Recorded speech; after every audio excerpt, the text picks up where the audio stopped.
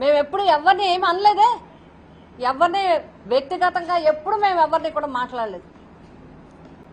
మేమెవ్వరం కూడా వ్యక్తిగతంగా కూడా మొన్న సమావేశంలో కూడా ఎవరు కూడా ఎవరి పేరు ఎత్తలేదు.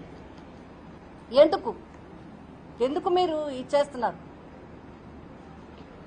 కాబట్టి మేము రెండు చెప్పదలిచాం. జగన్మోహన్ రెడ్డి గారు ఆయన ఎంత అభిమానంగా ఎంత గౌరవంగా పద్మనాభం గారిని చూస్తారో తెలుసు. దానికి సంబంధించిన అన్ని విషయాలు కూడా మా సోదరులు ప్రస్తావించింది కాబట్టి నేను మళ్ళీ ప్రస్తావించట్లేదు. గతంలో కూడా ఆయనకి ఏ సహకారం కావాలన్నా ఇప్పటికీ కూడా ప్రతిరోజు మానిటరింగ్ చేయడం, ప్రతి పూట మానిటర్ ఎలా ఉంది, ఆయన ఆరోగ్యం ఎలా ఉంది, ఆయన పరిస్థితి ఏంటి, ఇంకా మనం ఏం చేయాలని చెప్పి పరిశీలిస్తారు. అలాగే ఆయన కూడా ఏది అడిగినా కూడా అంత బాగుందని చెప్పే వ్యక్తి తప్ప ఒకళ్ళ దగ్గర చేయి చాచి గాని ఆశించి గాని చేసే వ్యక్తి కాదు. అది నంబర్ 1. అది నంబర్ 2, జగన్మోహన్ రెడ్డి గారిని మీరు ఇంకెంత బ్యాడ్ చేద్దాం అనుకుంటారు, ఇంకెంత కిందకి లాగుదాం అనుకుంటారు, ఇంకెంత తక్కువ చేద్దామని ఆలోచిస్తున్నారు మీరు. అసలు ఏది చేసినా గుడికి వెళ్తే తప్పు, బడికి వెళ్తే తప్పు, బయటికి వెళ్తే తప్పు, పెళ్లికి వెళ్తే తప్పు, జనం వస్తే తప్పు, ఎలాగా స్టీల్ ప్లాంట్కి వెళ్తే తప్పు,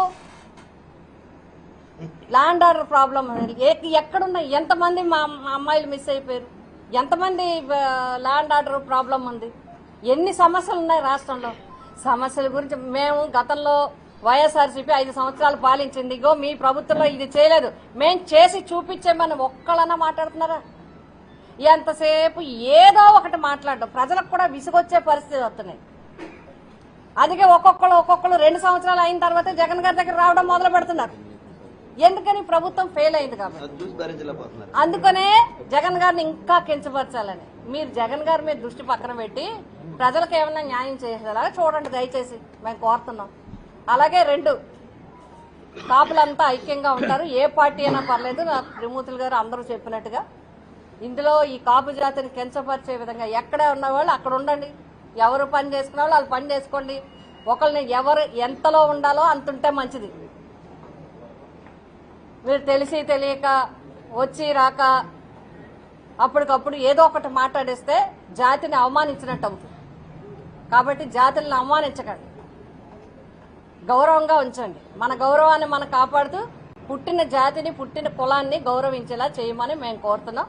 ముద్రగడ పద్మనాభం గారు త్వరగా కోలుకొని అందరికీ కూడా మళ్ళీ రాజకీయంగా ముందుగా రావాలని మరి ఆ భగవంతుని కోరుతున్నాం.